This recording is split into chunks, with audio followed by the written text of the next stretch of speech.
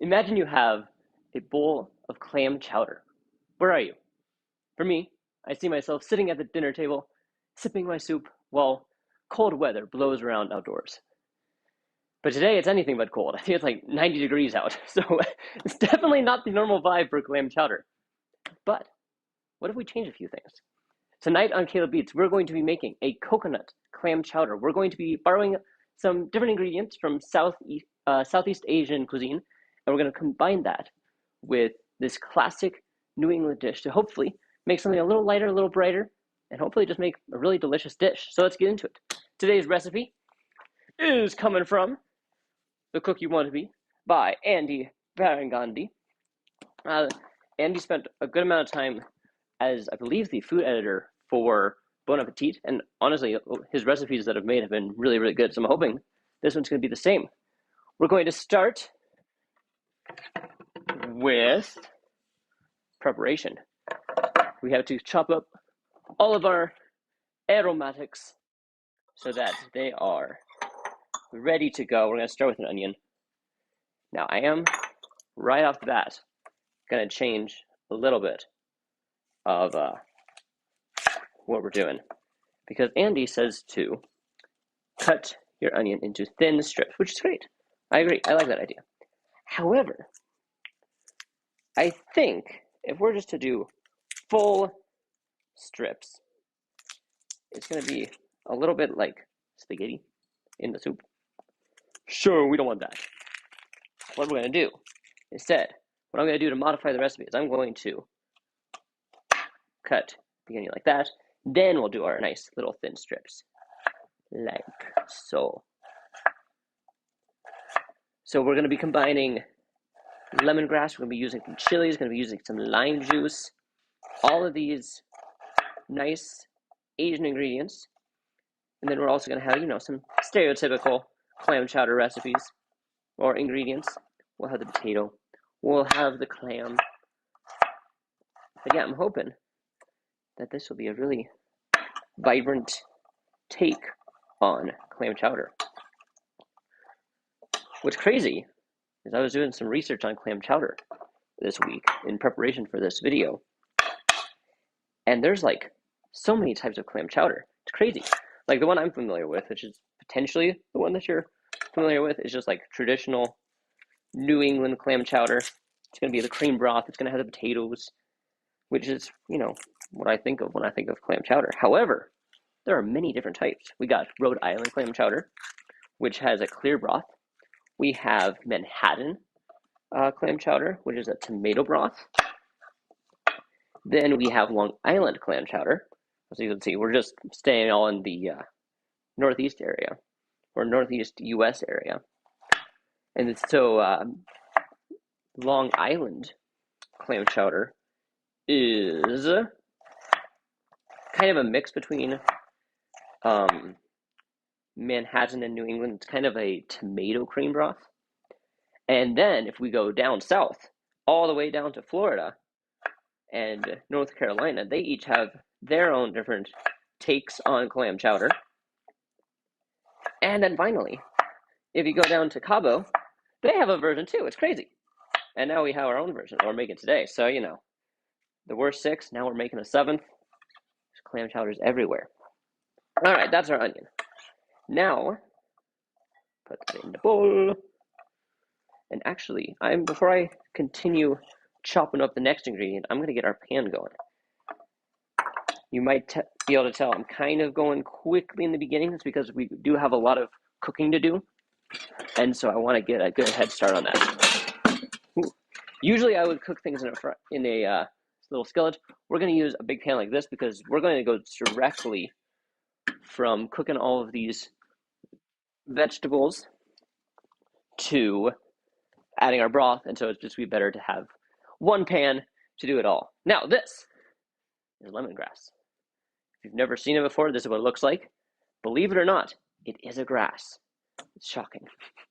No, it's something that's actually used in a lot of different purposes. You can use it for tea.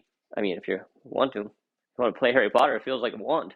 But you can use it for tea. You can use it for medicinal purposes, apparently. It also is a natural source of citronella.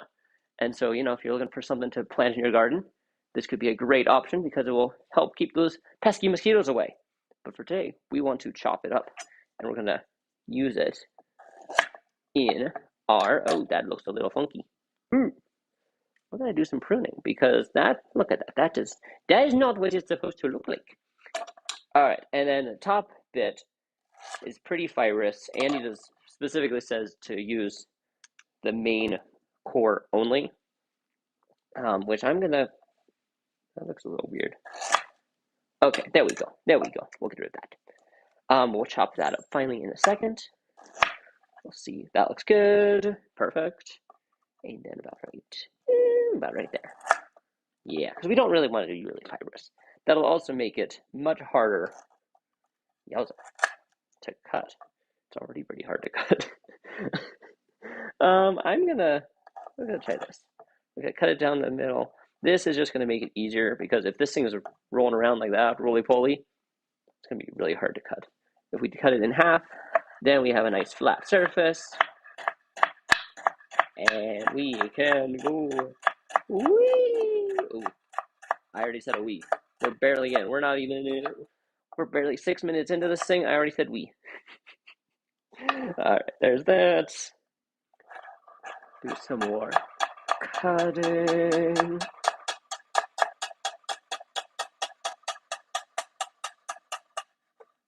Perfect. There's that. All right, next one. Wow, that was a terrible cut. Oh, and if you are just tuning in and you're wondering how I'm chopping this so quickly, I actually made a short about this precise cutting technique. So I'll put the link in the description so that you can learn exactly how to cut like this. It does take a little bit of practice. I've been working on this for a little while, but it does make it really easy to chop things quickly like that. All right, there's that. Now we got our next one. I probably can. All right, we're going to split this down the middle. It also helps to have a sharp knife.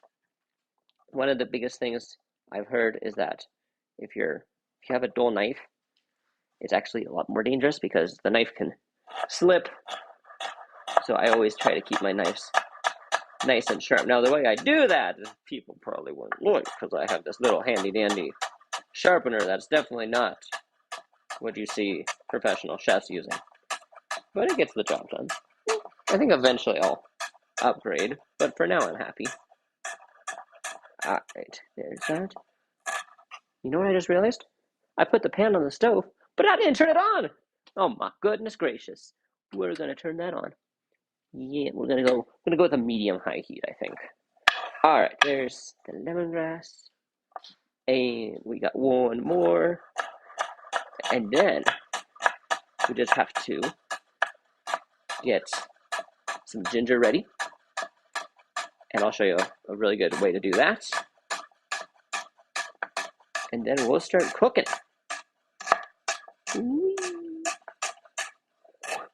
Last one. Perfect.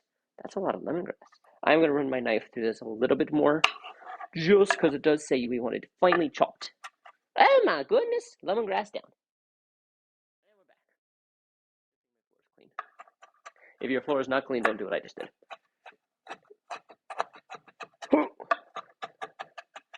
All right. Now this lemongrass is going to add a nice, shocking, lemony flavor. A little bit of that nice citrus hit. And it should just provide a nice depth of flavor. All right, we're going to call that finely chopped. We'll put it into the bowl with the onion. A lot of people have like a bench scraper that you can do to collect up your ingredients, which technically I do too, but it's just so much more convenient to use the edge of the knife. One thing though, when you're doing this, make sure you always keep the knife down. There was one time I was doing this and I slightly angled the knife up as I was brushing ingredients off and I sliced my finger open. It was not good. Fortunately, I didn't bleed that much, but it was still not good. All right, we need 2 tablespoons. Excuse me while I vanish. of ginger. And make sure 2 tablespoons, it's somewhere on this recipe. Yes, 2 tablespoons of chopped ginger. So, ginger. We love ginger. However, it can be somewhat hard to use just because, a lot of recipes call for peeling it and it's very fibrous. So, this is how you can make ginger really easy to deal with. Very simple. You freeze it. This was in my freezer. You probably just saw me pull it out of the freezer. And then instead of chopping it up, I'm going to use a box grater. I think I'm going to use these bigger holes. We're going to start with this. It just says to do a fine chop, so I think this should be enough. If this doesn't work, I'm going to do these finer holes. But we'll see what this does. Oh!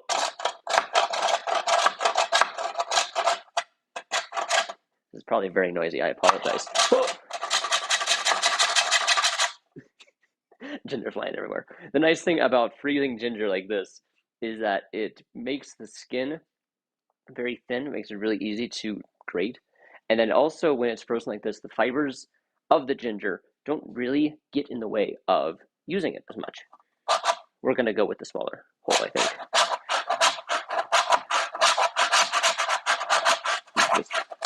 Just grate it like so.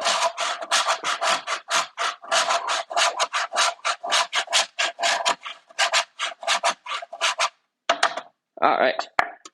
I think that's about 2 tablespoons. We'll see.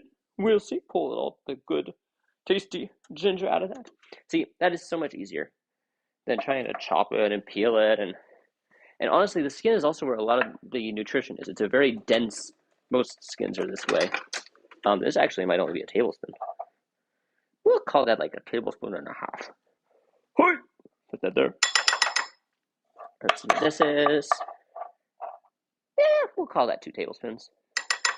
I have ginger all over me. Oh my goodness gracious.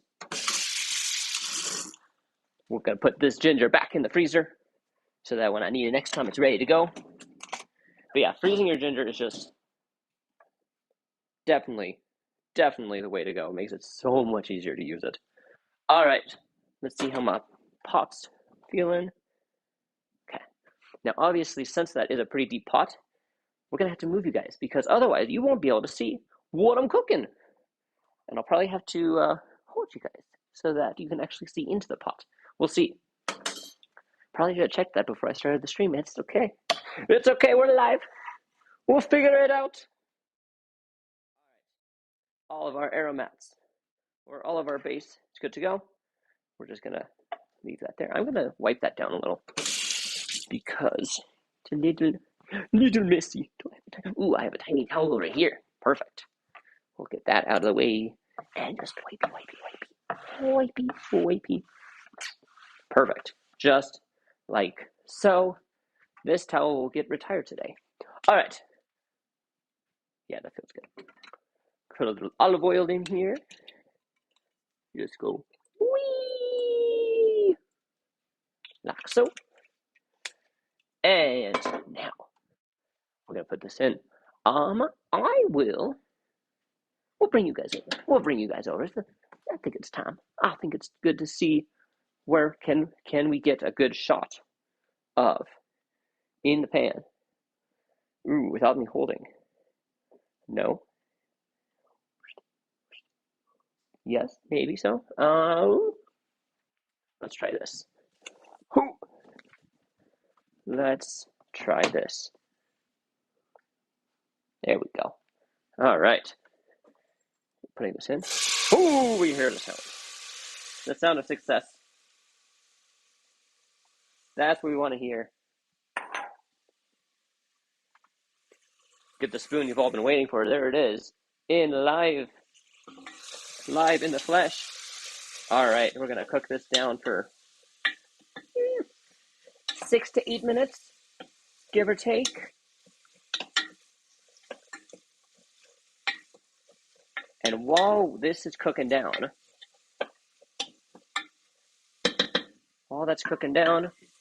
we're going to work on the next thing. So we're going to move you back over here. You're a little shorter because you lost an Alden Brown. You can see the Alden Brown cookbook right here. This is what you guys were sitting on just a second ago.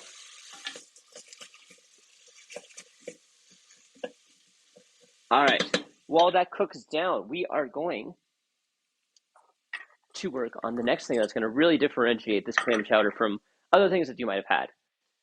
What we're going to be doing is we are going to be making a chili oil. So we're going to have our lovely serranos here. I like serranos. You could probably use whatever chili you want. The recipe calls for serranos, so we're going to use serranos. And then we also have some garlic. These are about 6 cloves of garlic. As you can see, this is the end of the head. So I'm going to show you a really quick way to hopefully get all of these skins off. Put it in a bowl, take another bowl, and then you turn it into a maraca. You go, whee! Just like that. Ah, perfect. And that should loosen a lot of the skins so that we can chop them really easily. We're just going to finely slice these real quick, and then we'll put them in some oil. We'll slice the chilies, put the chilies in the oil with this all. You know, I'm hearing that onion cooking behind me, and I'm a little worried it's going to get to the next stage while we're still chopping this.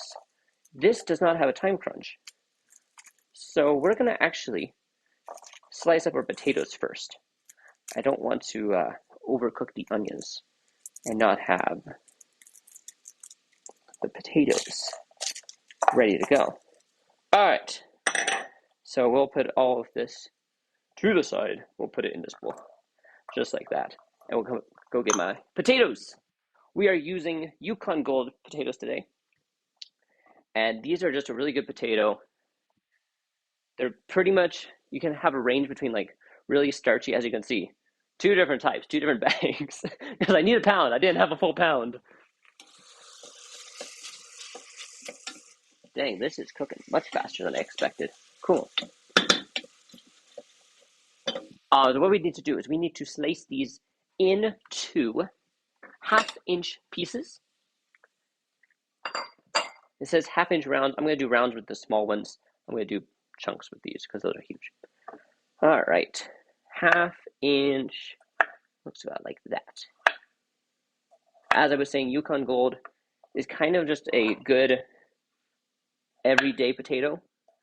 What we're going to be using the potato for in this particularly is for the thickener. Originally, like back in like the 1700s, when clam chowder was first beginning to be a thing, the chowder was actually thickened with like stale bread, crackers, etc. But since then, we've evolved the recipe. We've made it better. That's not a 1/2-inch. And we're going to use a lot of the potato starch to help thicken it. So once the potato has cooked a little bit, then we are going to crush some of the potatoes. That's going to help release the starch, and that's going to just help thicken our soup. Ha, ha, ha, ha. Like that. One more of the small ones. Just like that. That's a little big. All right. And like I said, since these ones are giant, I'm going to cut it in half. And then each of that's going to get into 1/2-inch pieces. One sec. Let me stir this. Nice. You might be able to see the steam. There's a lot of steam coming off of this. After I chop these potatoes, I'll bring you back over here. You'll see exactly what's going on. That's not a half. Wow. Apparently, I don't know what a 1/2-inch is because I am not doing 1/2-inch slices. I'm doing somewhat 1/2-inch slices. There's that. There's that. Whee! Perfect. Now, potato is a very classic ingredient in clam chowder. So the nice thing about taking a recipe like clam chowder and making a new version of it is, again, paying homage, paying homage to the original recipe. So we're not putting bacon. A lot of clam chowders have bacon. That would be pretty good, I'm sure. But it doesn't really go with the vibe of a Southeast Asian cuisine. All right, let's fly you guys back over. Whee!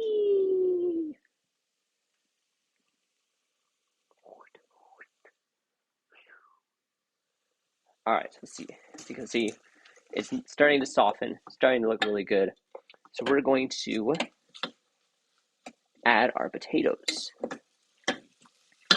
to this. Then we're also going to be adding 2 teaspoons. Here, I'll show you. Here we go. There's the tumbling. Whee! 2 teaspoons of coriander. And then we're going to add some liquids. And then that's going to simmer while everything else goes in. Where's my coriander? There's my coriander. I'm going to get my teaspoon. Oh my goodness. Should have gotten this out beforehand. Ah! There we go. All right, coriander. Half teaspoon. Second half teaspoon. Oh my goodness. Third half teaspoon. Last but not least, 2 teaspoons. Perfect. I'm using a half teaspoon because a half teaspoon fits perfectly into my little bottle. And a full teaspoon does not. All right, we're going to mix this up. Mixy, mixy, mixy. All right. Oh, my goodness. Oh, my goodness. I'm a little worried that those potatoes are a little big, but we are gonna smush them down towards the end of the recipe. So that should help break them down. That's also why we want to use a Yukon Gold and not like if we're using a russet's really gonna. Wow, I'm throwing potatoes everywhere. Let me clean that up. Get my sponge. Oh, wow! So I knocked over the camera. Make sure. Okay, you guys can still see. All right, let's make sure I didn't mess up the angle too much. Yeah. All right. Perfect. So now we're going to add our liquid. So I'll get a little bit of a higher camera angle so you can see what I'm doing. All right. So we are going to be adding some chicken broth. And we're also going to be adding some coconut milk. 2 cans of coconut milk and 2 cups of chicken broth. So I have my little Pyrex. Measure up my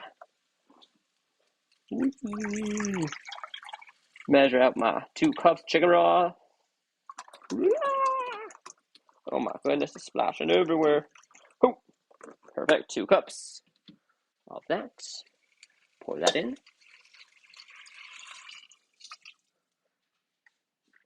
That will start to heat up. Start a little bit. Oh my goodness. And then we will have our 2 cans of coconut milk. There we go. Oh, shake it. Shake it, shake it, shake it, shake it, shake it. Shaking your coconut milk just helps the solids and the liquids can separate. Shaking it just helps it be a more cohesive thing. There we go. There's that. Let me get a little. Ooh, there's a spatula behind you guys. There we go. All right, first can of coconut milk going in.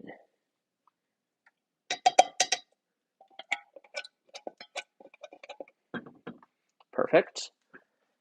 Now this second one does not require the can opener because it has this thing. Ooh, I forgot to shake it. It's leaking. Oh no. Okay. I hope I shook it enough. We'll see. Let's see. Hold on. Okay, I shook it somewhat. Somewhat enough. That'll be good just to pour it. Pour it in. See, these are those solids I was talking about. If you shake it, those solids will be much more distributed in the liquid. You don't need your spatula as much. All right. Done and done. So we'll give you a last shot of this. Look at all that. We're just going to let this simmer for the next, 25 minutes, give or take. And then we will, actually, I don't know where I'm going with that. Let me get my spoon rest. Put that there. And put the lid on. We'll let that simmer. We'll bring you guys back over to your position over here. And we're going to now work on the chili oil that we originally had going. Perfect. So that will be there. There's a lot of starch on my knife. I'm gonna clean it real quick. All right. There's that. Now, serranos, like any chili, Can be spicy. These ones are not super, super bad. It really depends on your heat tolerance though.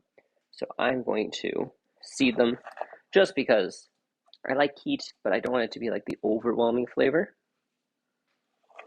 So there's that on a Scoville measurement. So a jalapeno, I believe, is like 8,000 to 10,000.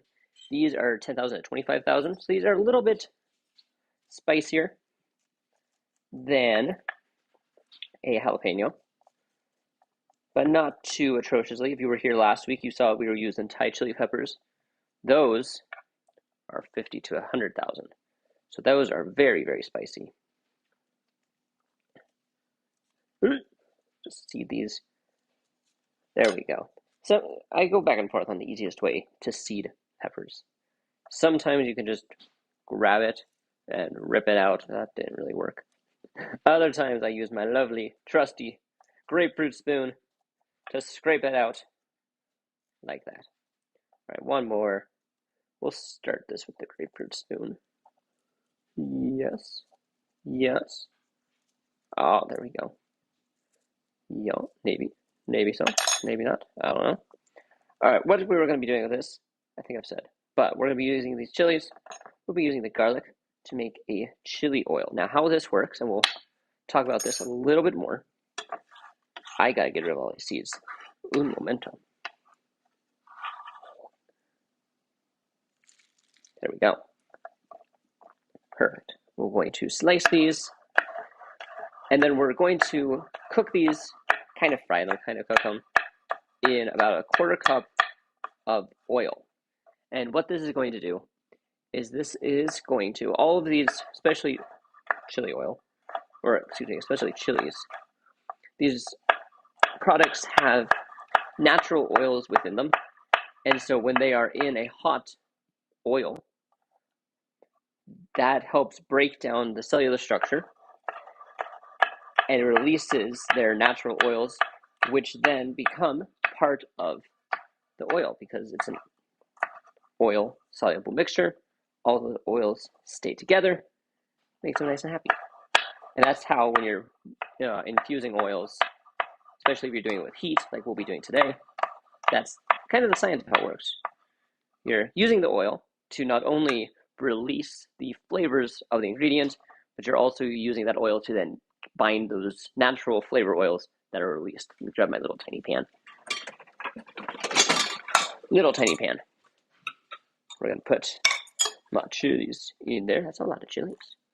This could be spicy. This is going to be the final garnish on top of the clam chowder, which I'm very excited for. All right, now we're just going to slice our garlic like so.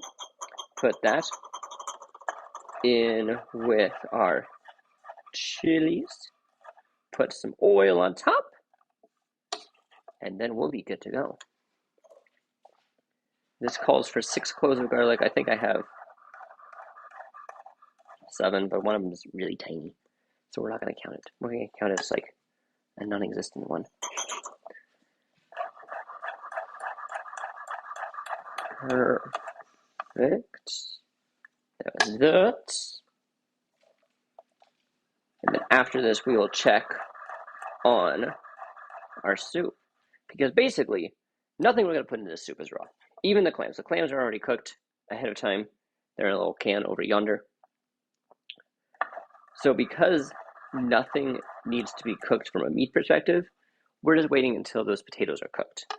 So hopefully that happens fairly quickly. Because I would prefer to keep this below an hour. Because that's a long stream. That's a long stream. All right. We got this. Look at that. You see your the chilies, the garlic. We're going to put this on the pan over here with, I'm going to be using a lighter olive oil for this just because it's going to be a little bit more neutral with the flavor. Quarter cup measurement.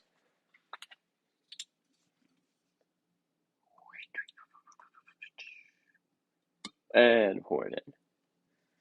Now we're not going to be cooking this for long. We're just going to heat this up and then cook it until the garlic starts to crisp. We don't want to overcook anything. We're just trying to get, again, we're just trying to get those flavors to release, get their flavor oils out with the rest of the olive oil, and then that will be good to go. All right, so that's that. All of this, I'm going to put away my can opener. Now we have a couple more things to prep, and then it's just waiting for the soup to cook. Let's take a look at this soup. Let's see if it's doing anything. Doing nothing. Doing absolutely nothing. Where is my little green lid? Ah, I got it out already. Perfect. Once this starts doing something, I'll bring you guys over so you can see what's going on here. Again, once this does something, I'll show you what's going on here. In the meantime, though, we are going to prep our bok choy. So once that soup is good to go, we're going to, once the potatoes are cooked, like I said, we're going to smash some of those potatoes, release that starch, help thicken it all. Then we're also going to add some bok choy, and that's what we're about to prep. And that is the same time when we will add the clams. We'll get those prepped in just a second. Then we'll garnish with some fish sauce, lime juice, and then we'll have that chili oil to put on top. Oh, it'll be delicious. Let's get our bok choy ready. This is a bok choy. It's a cabbage. I actually really enjoy bok choy. One of my favorite ways to prep it is to cut it in half and then grill it. We're not doing that today.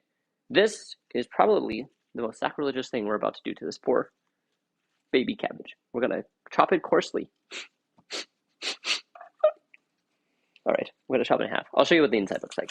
They look really pretty. Look at this. Look at that. Oh, isn't that pretty? I like that so much. All right, we're going to chop this coarsely because that's what Andy says to do. So we'll chop it in quarters, and then there we go. There's one. We got, well, that's half of one. There is this.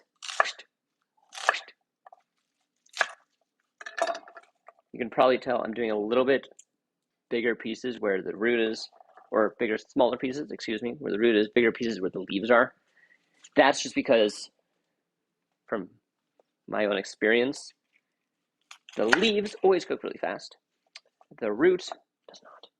And so I want to make sure that that root is going to have plenty of time to cook. And the easiest way to do that is just to cut it into smaller pieces. There's that. There's this. There's two. It is much easier to do coarse chops than, little tiny chops like we were doing with the chili and garlic. Let's get that out of the way. Out of the way. Nice. Tear that. Oh my goodness, I should have chosen a bigger bowl. Oh my goodness, the top of my head's not in camera. That's okay. You don't need to see the top of my head. The food's what matters. There we go. All right, bok choy is ready. This is so much bok choy. This is insane. I'm just gonna trust the process. Trust the process. All right, get this cleaned. Get my trash bowls in the trash. Then we're gonna check on both of our pots, see if they're doing anything interesting, and then we just have the clams to talk about. Clams are really interesting. I thought that clams moved the same way that scallops move, and they don't. So I'm really excited to talk about that. Let me put my chicken broth away. All right, we'll see if this is simmering yet. No, not simmering. We're gonna turn up the heat a little. What's this doing? Oh, this is starting to do stuff. Let's come take a look. Come take a look, see. A little gander. Look at that. All right, you might be able to see the little bubbles. Yeah, see those little bubbles right through there? That's what we're looking for. So we're just gonna let this cook a little bit till those garlics get nice and crispy. And then we're going to take this off the heat. All right, we'll put you guys back over here so you can see the entirety of my kitchen. There it is. There we go. Perfect. Ooh, little too high. Weep. Okay. No, I want you a little higher. Why is this not working? There we go. That'll work. That'll work. All right. Well, honestly, the only thing left to prep is the clams. So let's take a look at those. Oh, we do have some limes to juice. So these are the clams. I thought about buying whole clams and then cooking them. The recipe, well, Andy mentions you can, if you want to, take like clams and shells. You would have added them with the potatoes, and then once they open, you take them out. You take the meat out of the shells and you put it back in later. It's a lot of work. So, also I couldn't find whole shells or clams and shells. They weren't there. So we got this. We got our nice whole gourmet ocean clams, and it's just clams, clam juice, sea salt, rosemary, and the most interesting ingredient, chamomile extract, which apparently is to protect color. I hear something. One moment. Yeah. Oh, perfect. I know I put you back. We're going back. We're going back. Look at this. Look at this. This is glorious. This is exactly what we want to be seeing. You see all the frying, the crispiness. Oh, that's delicious. All right, so this I'm going to give like 30 more seconds.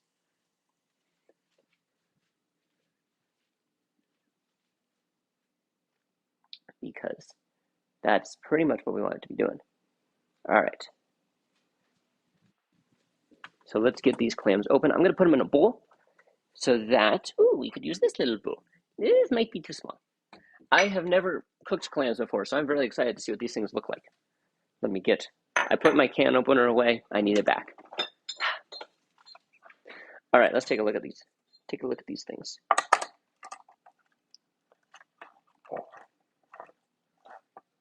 Very curious to see what they look like. And when we take a look, hopefully we'll be able to see all the different parts of the clam so I can tell you a little bit about how these clams move. Oh my goodness. Liquid. Whoa. This is not what I expected. I'm gonna get a fork. Actually, yeah, we'll get a fork. We'll get a fork. Let's see, that's looking good. A little bit longer on that, I think. Let's see what we got here. Oh, these are weird looking. These are super weird looking. I don't know what I think about this.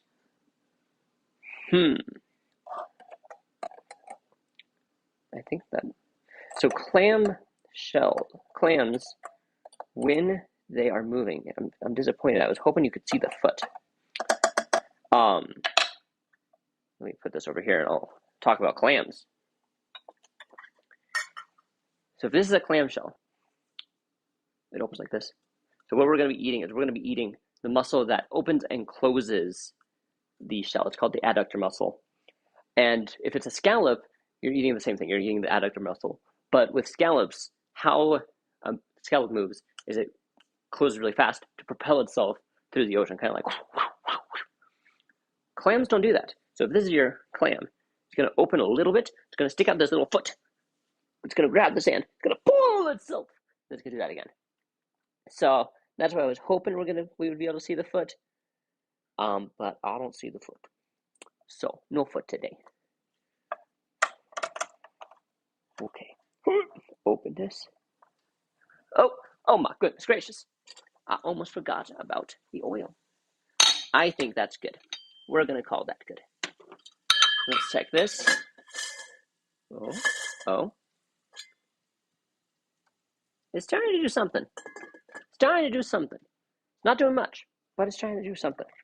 You might be noticing that I'm spinning the lid of those pans whenever I check.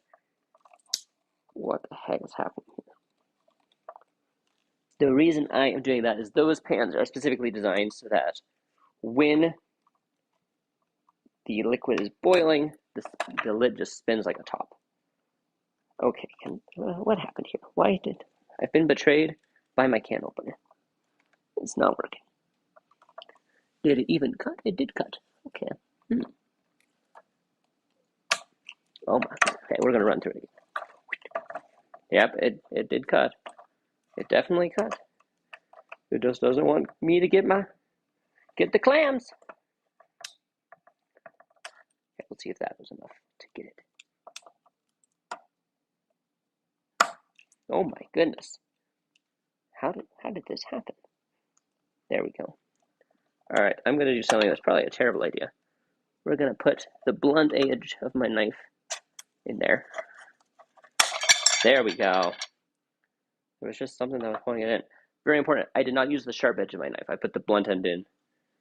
I don't know if that matters, but it felt safer than trying to put the sharp edge in.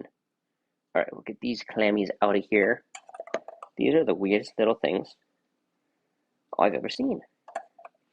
Now, the question of the day, should I leave these whole? These are like, I don't know, half-inch squares.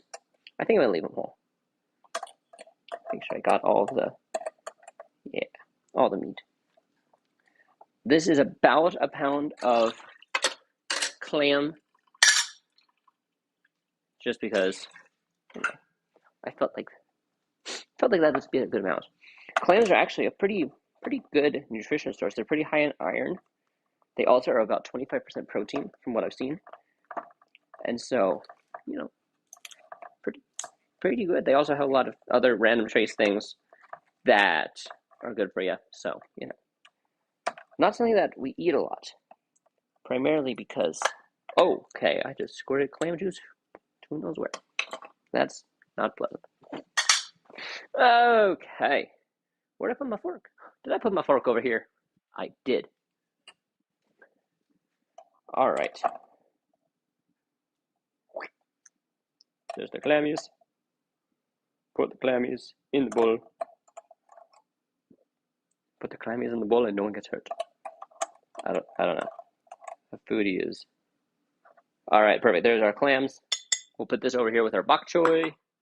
Hopefully that's doing something. Because otherwise, let's see what's going on here.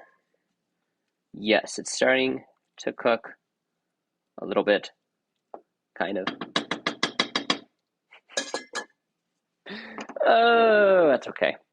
Well, I'm going to clean some dishes. So I'm going to change the angle so you can see me clean dishes. And wow, there's a lot of clam juice on that. Good thing we just oiled these. The biggest thing with wood cutting boards, and if you have a wood cutting board, I'm sure you know this already, but you got to oil them because over time they start to lose their protective coating, which then means that they can get water in them and that can expand and split the board, and it's terrible. But we just oiled these boards and they look so pretty, so pretty. All right, we're gonna put this over here. I do have 2 more items of preparation I can do before I have to clean dishes.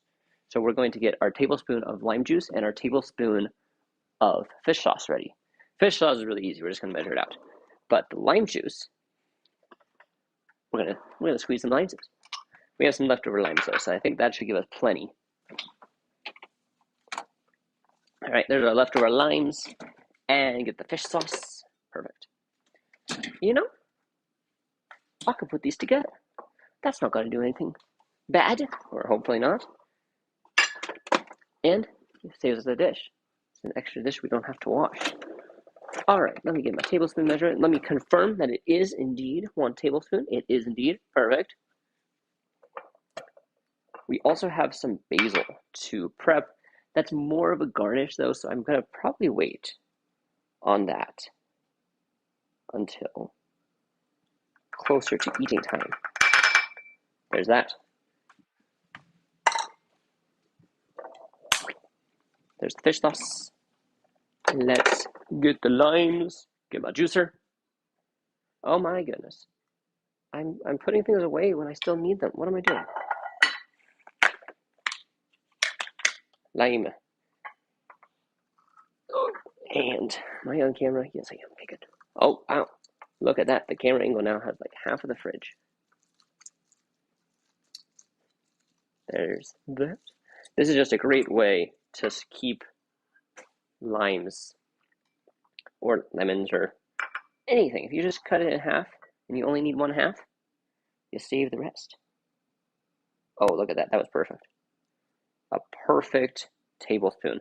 That is something I've noticed, is that a lot of times, if you need like a tablespoon of juice, 2 tablespoons of juice, typically a half of a citrus is about a tablespoon. Sometimes with lemons, that's not true. Sometimes half a lemon will be like 2 tablespoons, but especially with limes, a lot of times 1/2 will be uh, the tablespoon. All right, we're going to put this away. There is bok choy all over the place on my countertop, so we should probably wipe that up. But let's check the soup. Let's see what's going on over here. Not much. I'm going to bring you guys over so you can take a look. Here we go. Whee! You ready? You ready? I don't think you're ready. It's definitely cooking. It's definitely cooking. Let me stir it for you. Whee! Look at that. Looks very creamy. But other than that, it's not doing much. We'll put that back on. So now we are going to wash some dishes. Let me put that sink in frame. Yes. This is typically what I'm doing whenever I have a recipe that we're just waiting for something to finish cooking, is I clean dishes. I should actually check one of those potatoes, see what they're like. I don't think I know for a fact they're not going to be ready. But you never know. Maybe something crazy happened. Okay, they're softer than I expected. Not gonna lie. But they're still not cooked. Definitely not cooked. No. So we have time. Alright, I'll clean this. And this is just a good habit to get into, to clean as you cook. Just because, when you get done eating or done cooking or whatever, you don't want to have to clean. You want to have to clean as little as possible. And so when you have an opportunity like this, where we're just waiting for things to cook, great time to clean. Let me make sure I haven't forgotten anything. That's cooking. Once that is tender, we'll smash the potatoes. We'll add the bok choy and the clams, probably about the same time. Even though those clams are cooked, I do want to give them enough time to come to the same temperature as the soup. Then we'll take it off the heat. We'll add our lime juice and our fish sauce, and then we're good to go. Oh, yeah, so we have the chili oil. That's cooling. That's right here. That's cooling down, making sure it's all nice and good. And then, of course, you have to have something to dunk in the soup. So we have some nice homemade sourdough bread that my mom made. Delicious. Mwah. Absolutely delectable. So that's going to be a really good side dish with our clam chowder. But while we wait, we wash. And if you guys have any comments, let me know in the chat. Doesn't look like we got anything right now. But if that changes, I'm right here. Let me know what you're thinking. Let me know what you're thinking. I think the first time that I had clam chowder would have been in a little mountain town. There's a little mountain town that we used to go to every summer.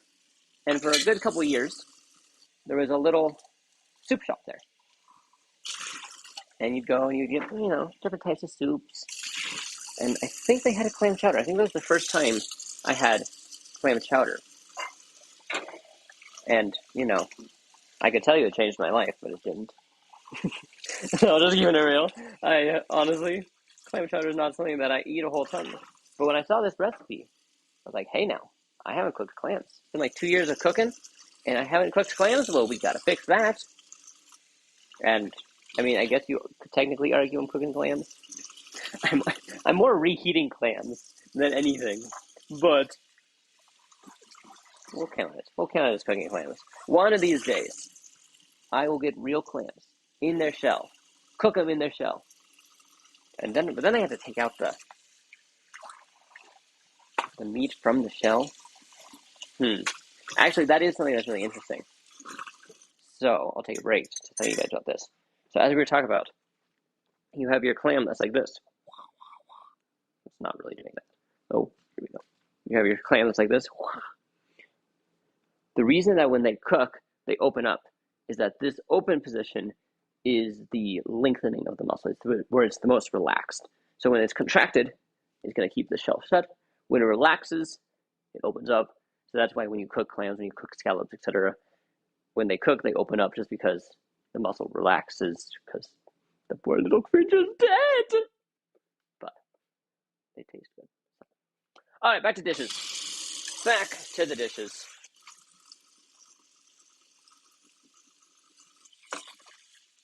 Just like so.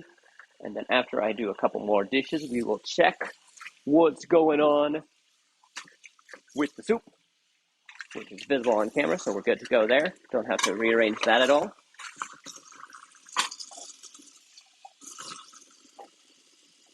Another nice thing, I guess, about not having any raw meat to deal with is that you don't have to be super paranoid about cleaning. Like a lot of times what we'll do is when we're dealing with chicken or beef or shrimp, something that's super raw, when we finish using any utensils, those will go directly into the sink, typically down the drain. So like if it's a knife, we'll put the knife down into the drain so that whoever's washing dishes clearly knows, hey, this had raw meat on it. Make sure you clean it super well. Not that we don't clean the rest of our dishes super well, but you want to make sure that you're cleaning your dishes. You don't want raw meat products getting where they shouldn't be. Why did I put the coriander to be washed? The coriander doesn't need to be washed. Oh, my. All right, after I do this bowl, we'll check on the soup. I don't think it's going to be ready, though, so we're going to keep washing dishes, actually. The benefit of doing all these dishes now, like I said, once we're done eating, we won't have as many dishes to wash. It'll be glorious. This is oily. I don't like that. Maybe this is just me, but what I have found is because this is the quarter cup measurement that I measured out the olive oil in. What I found is that oil, if it sits around in a plastic container, makes the little container really oily. I mean, it makes sense from a scientific perspective because oil is obviously oil-based. I'm 99.9% sure that plastic is also oil-based. And so it does make sense. Very similar, honestly, to how when we were making this chili oil, how combining the two oils combining the hot oil with the natural products brought out their natural oils. It makes sense that putting oils in a plastic product would do something with the oils there. All right, we're going to move the camera a little bit. We're going to move you over here so you get a better image of the rest of my kitchen. Let's take a look at what's going on here. Ooh. You can smell that coconut. You can smell the lemongrass. It smells delicious. All right, we're going to stir it up a little. Ooh, look at that. We're almost at an hour. That's unfortunate. I was hoping to get this done in less than an hour. But what you gonna do?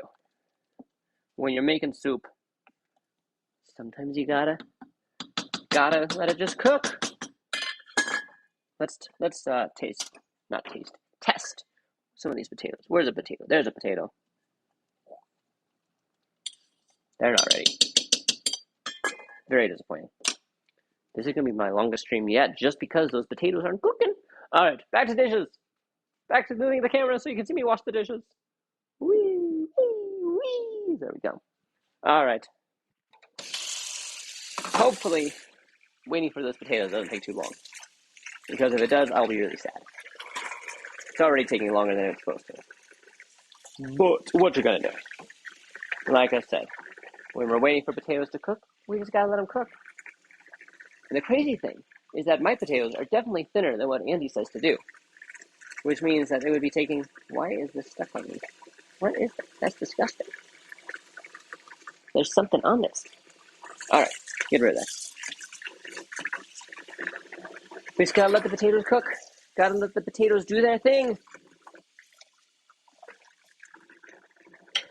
I drop dishes. Alright, we got 3 more dishes to clean. Whee! Clean the bowl. Clean the knife. And then technically, you probably don't have to be as paranoid about wood cutting boards as I am, but basically as soon as I wash this cutting board, I'm gonna dry it, put it away. Because water is what kills wood cutting boards. If you let water sit on it and it sinks into the wood, like I was saying, it can split the wood. And then your cutting board is no longer a good cutting board. So we don't want that.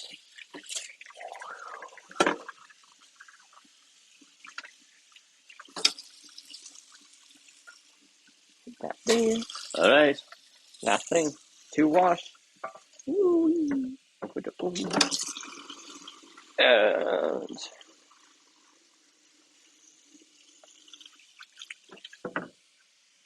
oh my goodness, I just splashed water on me. And that's why you wear an apron. Alright. That should be cleaned. We're gonna let it drip water. Now we're gonna dry it.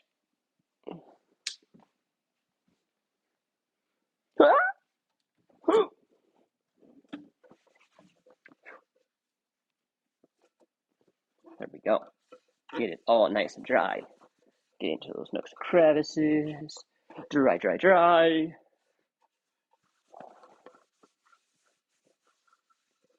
Perfect. Perfect. Okay, that's gonna go back in its home with the other cutting boards. There's that. All right, now we're gonna hope that the potatoes are ready. We don't know. We hope. We pray for the potatoes to be ready today. If you got that reference, let me know in the comments.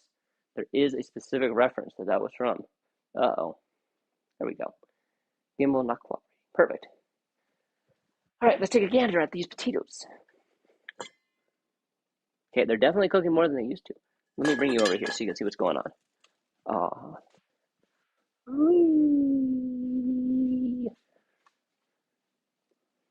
Ooh, look at this. 3 minutes until at the longest stream yet. Look at that. Look at that. Starting to boil and simmering. We got the bubbles. All right, we'll leave you guys here so that you can see what's going on. Put this. Is it still hot? No. All right. We're going to taste it. Not taste. I keep saying taste. We're going to test a potato. I'm very worried. They don't seem ready. They might be. Maybe I should try one. Maybe I should try a potato. Where's a potato? There's a potato. Hey, hey, hey, come back here. No. They're definitely soft. I just don't know if they are soft. Is this going to work? No, I'm going to get a... The potato's gone! It escaped! Find me a potato. There's a potato. Okay, this might be a good sign. It might be a good sign that they're escaping from my fork's grasp. All right, we're going to cut that in half. Maybe. Put this half back in. Put the lid back on. Here's a potato. There's a potato. I'm going to try it. We'll see if it's cooked. Oh, yeah. Uh-huh. That's very cooked. Perfect. All right. Now we mushy. This is going to be the fun job. We have our friendly man. I'm going to try it. I don't see these potatoes mushing. I don't know what Andy's talking about. He says to mush the potatoes to release their natural starches, which makes sense. Ow! Oh! I've been attacked. That was painful. All right. You know what? I don't think we're going to try to mush these potatoes. They're not mushing. They're definitely cooked, but they're not mushing. And now I probably am going to have a slight burn on my hand. Yep. It's forming already. That's okay. That's okay. Oh, was that a slightly mushed? Nope. All right. What we are going to do is I'm going to try one last desperate measure. We have this strange little tool that's typically used to break up meat. I'm going to just put it in here and see if it will break up any potatoes.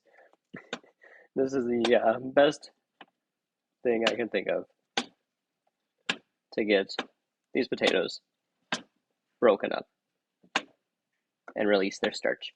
I don't know if it's working. It's definitely doing something. It's almost like making mashed potatoes, but much more broth. We're going to turn down the heat just a little bit. All right, let's see what's going on here. Yeah, we definitely have chunks of potato now. Okay, calm down. Ooh, and look at that, we're at 1 hour. This video is not going to get any reviews. That's okay. That's okay. All right. We'll call that good. So now we are going to add our bok choy. All the bok choy goes in for 3 minutes. Okay, the bok choy is running away. He doesn't. This is going to be a full pot. Yowza. Yowza, yowza. All right, we might wait just a fraction of a second before we add our clams so these can start to wilt and cook down. Yeah, once we mix them in, then we'll add the clams. This is I should have picked a bigger pot. Moral of the story, that would have solved most of my issues probably. This is such a full pot of food. Oh no! All right, clams are going in too, even though there's not really room for them.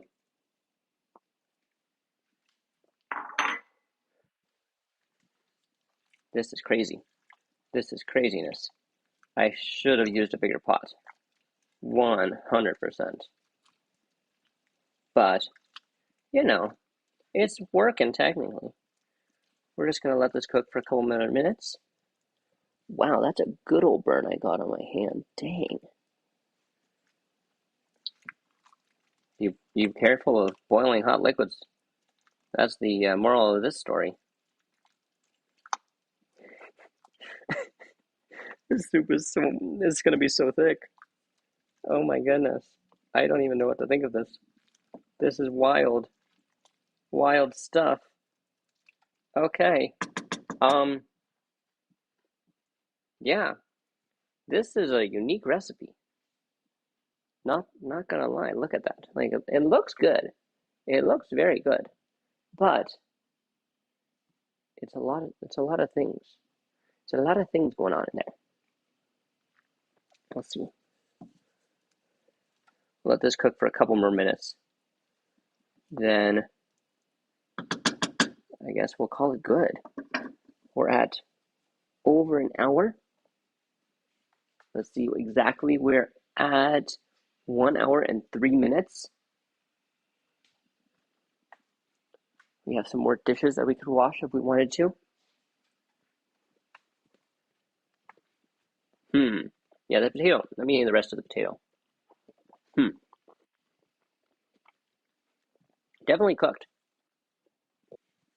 I don't know why it broke down so much.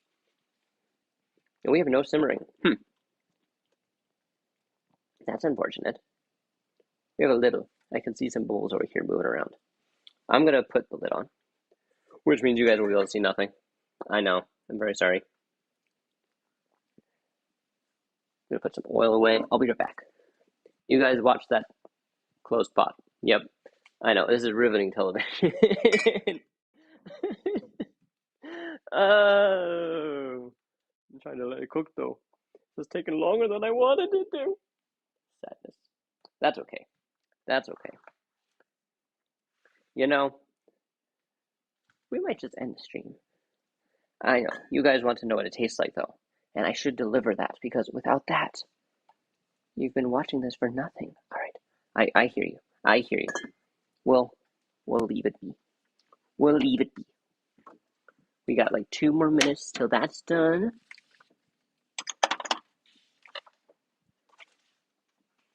All right, we're going to move you guys back over here, because I don't think that's going to get more interesting to look at. A closed pot? No, not at all. Not interesting. So what I'm going to do is we're going to let that finish cooking. I'm not going to worry about plating it. I'm just going to let it finish cooking a little bit.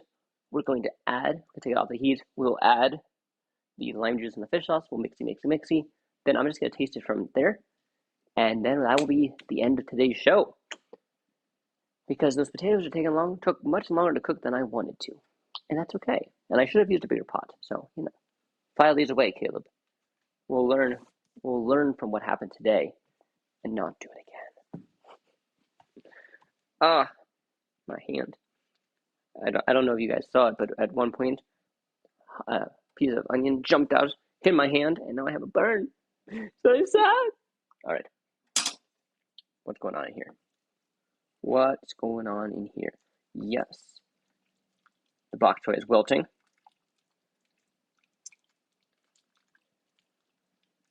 The big question, is it cooking though? We got steam, so that's good.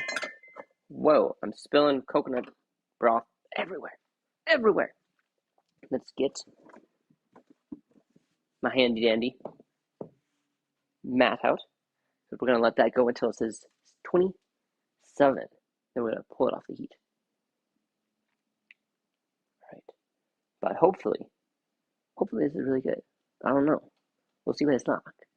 We will see what it's like. Especially once we add that lime juice and the fish sauce, that should give it some really nice depth of flavor. Because right now it just kind of looks like coconut broth with some bok choy and potatoes and clams, obviously. We'll see. All right, we got probably 30 seconds. Let's see. There's a rule about don't stare at a watch pot never boils, but does a watch clock turn? That's what we're trying to prove here. I'll also put a little, oh, look at that, 2607. It's coming off the heat. Whee! Take that off.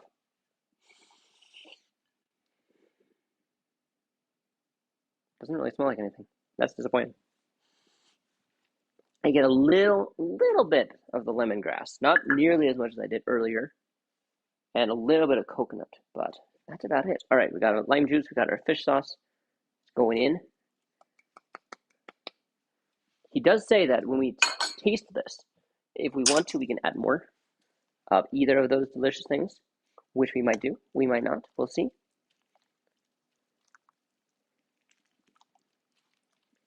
All right, mixy, like so. And now, the moment you've all been waiting for, we're gonna taste this. I will need this, we're gonna put this back. All right, so to taste it is a little complicated. We also have to have our oil. So what I'm gonna do, I'm going to take a big spoonful of this. We got a big spoon, I'm gonna use a big spoonful of this. Have another spoon, take a little oil, drizzle on top of the spoon. I'll take a bite, let's see if this works. Or actually, you know what I should do? Here's what I should do. I have a little bowl. I should make a little bowl of this for me. We'll use the ladle that we'll use later. Get a little bit of everything. Get a clam. Get a potato. Where's the clam? There's a clam.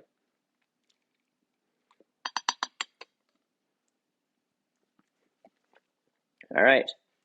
There's that. Now I need a little spoon to put my oil on top. And there's supposed to be a little bit of basil on top, so I'm going to grab some basil from our little plant over yonder. We'll just do one leaf for this little bowl. We'll sprinkle the basil in on top. Little bit of the oil with the chili and the garlic. Put that on top. A little bit more garlic. A little bit more oil. Okay. Let's take a look at this. We got us a tiny little bowl of deliciousness. Let's bring the camera down so you can look at it. There it is. There it is. All right. Back up so you can look at me. All right. Oh. You can't quite see me. There we go. That should be good. Yeah, that's perfect. All right. Cheers. Momentum. This is going to be a little tricky to eat. There's so many parts. There we go. There we go.